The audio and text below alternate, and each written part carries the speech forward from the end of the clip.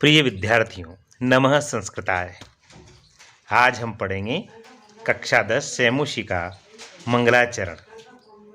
कोई भी शुभ कार्य जब हम करते हैं तो मंगलाचरण प्रारंभ में हम करते हैं।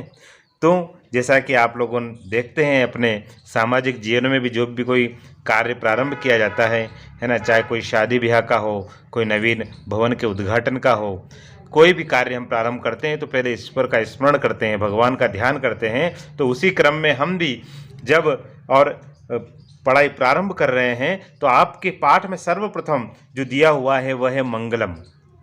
यह मंगलम से तात्पर्य है मंगलाचरण से। हम मंगलाचरण करेंगे ताकि ईश्वर हमारे इस शिक्षण कार्य को जो निर्विघ्न संपन्न करें और निर्विघ्न पूर्ण करें। तो हम सबको ईश स्मरण करना ही चाहिए। निश्चित जो भी अपने आराध्य हैं, जो इष्ट देव है, उनका हम स्मरण करते हैं। यहाँ पर दो श्लोक, एक यजुर्वेद से हैं और एक ऋग्वेद से हैं। दो श्लोक यहाँ पर दिए हैं मंगलाचरण के निमित्त। तो आइए हम आज उसका उच्चारण करते हैं। ओम तच्चुद्रेव हितं पुरस्तात् शुक्रमुच्चरतः पश्येम शरदः शतं जीवेम शरदः शतं शृणुयाम शरदः शतं प्रब्रवाम शरदः शतं अदिनः यास्याम शरदः शतं भूयश्च शरदः शतात्। अर्थात देखिए, अगर हमको इसका विच्छेद करके इसको पढ़ेंगे तो हो जाएगा ओम तत् चक्षु देवहितम, है ना। ओम तत् चक्षु देवहितम। तो ओम चक्षुर्देवहितम पुरस्तात् शुक्रमुच्चरत, अर्थात पुरस्तात्, है ना, शुक्रम उच्चरत।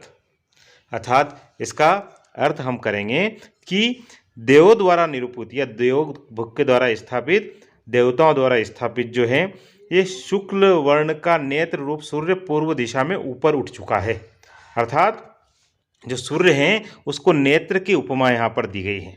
जो सूर्य हैं वो नेत्र के समान, उसको यहाँ देवताओं का नेत्र कहा गया है। और वह क्या है, ऊपर की ओर उठ चुका है, अर्थात उदय हो चुका है।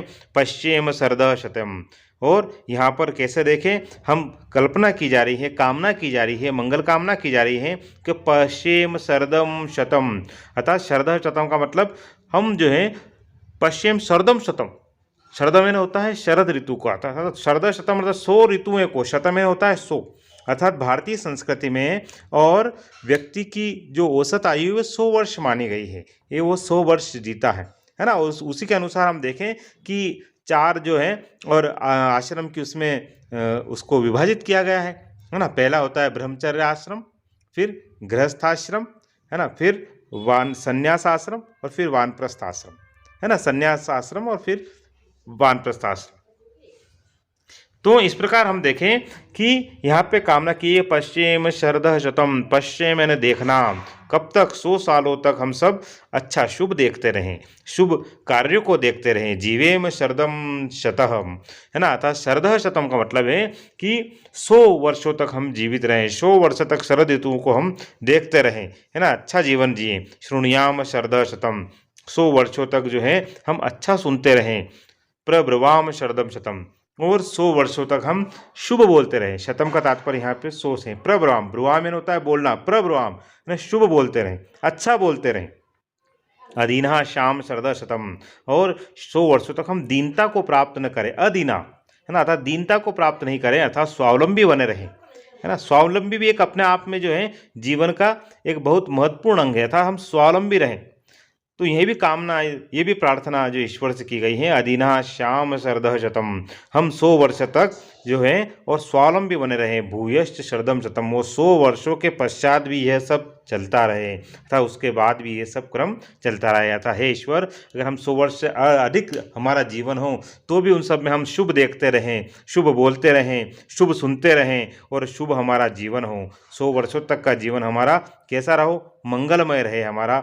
यही कामना ईश्वर से प्रार्थना इस मंगलाचरण के माध्यम से की गई है। दूसरा मंगलाचरण जो है वह ऋग्वेद से लिया गया है। तो आइए देखते हैं।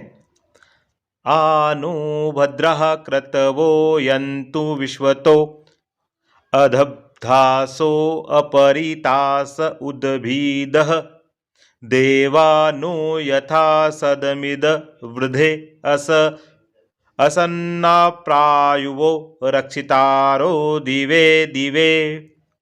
अर्थात देखिए, इसका अर्थ है, इसका भावार्थ है कि हमारे पास चारों ओर ऐसे कल्याणकारी विचार आते रहे जो किसी से न दबे।